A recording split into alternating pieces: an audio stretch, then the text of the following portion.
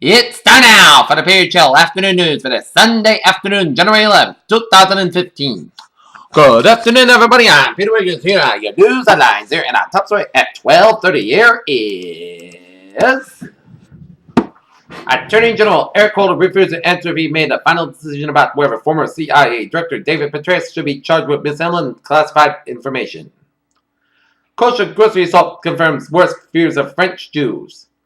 Pangkalan, Indonesia. While Indonesia's Navy said divers had not yet found the black boxes from the AirAsia plane that crashed into the Java Sea 2 weeks ago, searches on Sunday honed.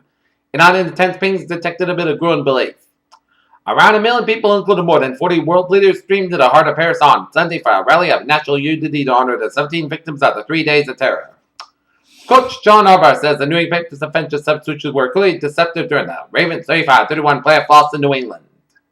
Howard ready to have a good time at the Golden Globes.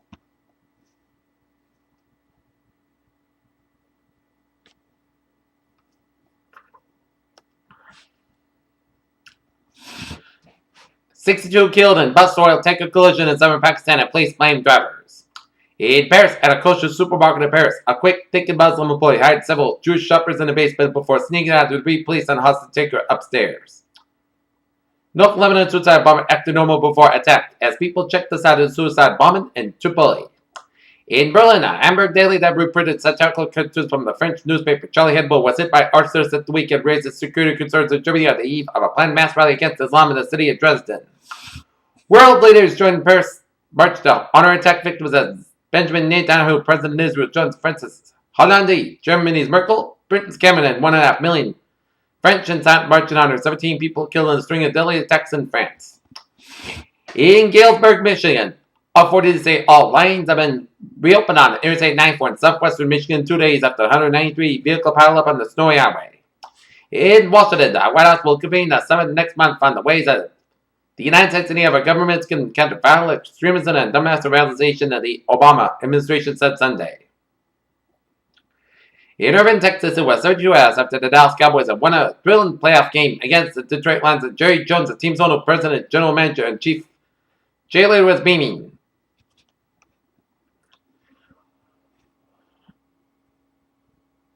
Whether you're in favor of the tar sands being exported, the crude oil in them, or against the very idea that recent halving of the price of war makes the Keystone XL pipeline more important, not less.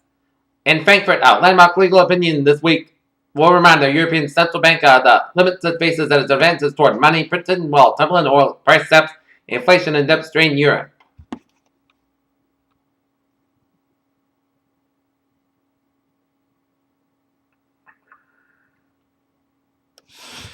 General Motors is once again trying to breathe life into the Buick brand. At the time was a Cascada convertible. The 6th model in Buick's lineup, the Cascada, was unveiled Sunday at an event at the North American International Auto Show in Detroit. 5 people shot during Chris Brown nightclub performance.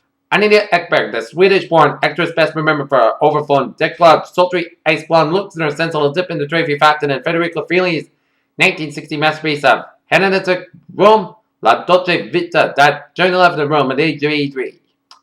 Katy Perry was invited singer Lenny Kravitz to perform with her at the halftime show of the year's Super Bowl, as Perry is set to headline the American football event, which sees the annual championship match of the National Football League. Taylor Degred, the actor and comedian who delivered Jeff McClellan's pizza in Fast Times at Ridgemont High, traded stand-up jokes with Tom Hanks and Punchline, and played a creepy villain in The Lost Boy Scouts, died at the age of 57. Johnny Depp and Amber Heard shared a kiss that they attended Art of Islam's Annual Heaven Gala in Los Angeles on Saturday. Depp, 51, was affected with Heard, 28, who has been honored at the 2015 Spirit of LCM recipient for her years.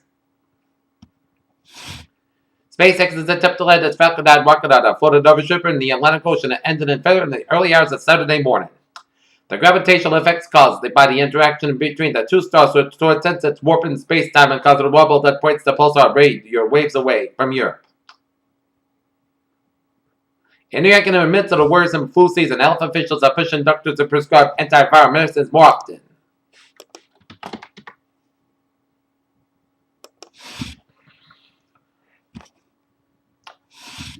Springfield police are looking for the driver who caused a crash at Bay Street in Springfield on Sunday morning.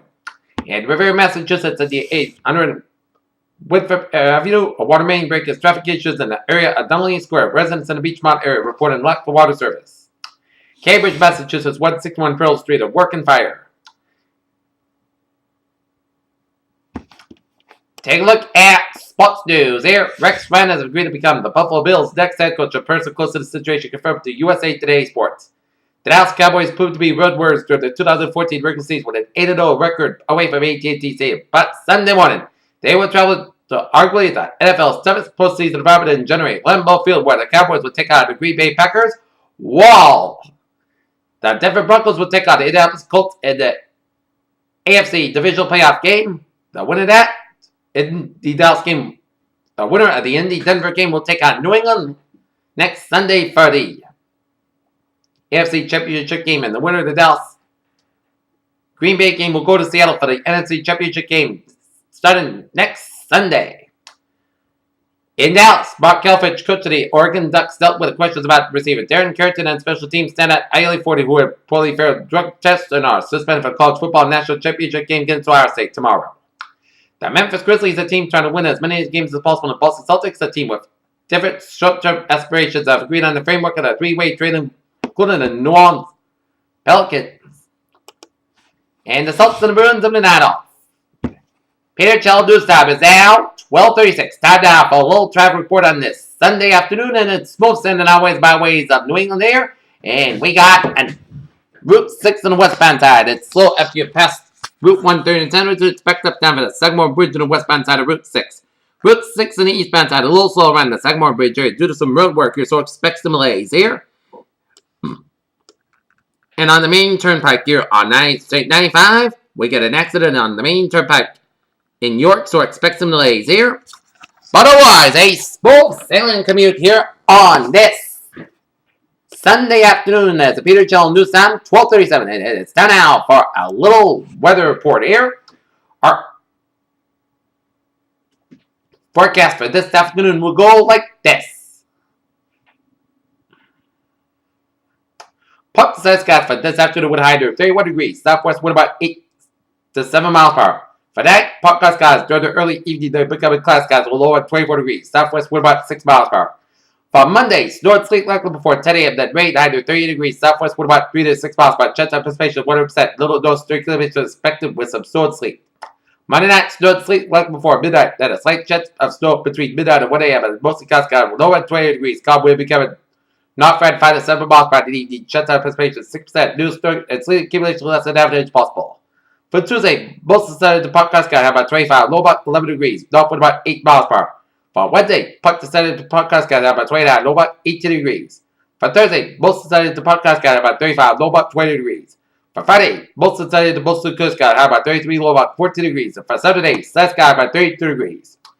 Our northern temperature set it at 26 degrees and overcast skies. And that's been it for the Pure Chill afternoon news on this Sunday afternoon, January 11th, 2015. I'm Pure example of a good day, and I'll see you for a 5 o'clock evening report. Have a good night and a goodbye day, dude.